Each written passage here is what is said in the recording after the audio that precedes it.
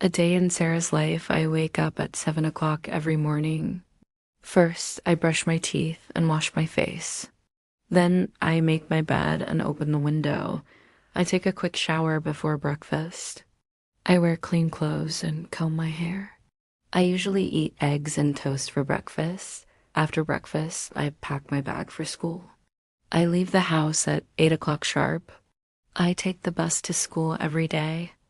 I always greet my teachers with a smile. I listen carefully in class and take notes. During break time, I talk to my friends. After school, I come home and change my clothes. I eat lunch with my family. In the afternoon, I do my homework. Sometimes I help my mother in the kitchen. In the evening, I go for a walk in the park. At night, I watch a little TV or read a book. I brush my teeth before going to bed. I say a prayer and sleep peacefully.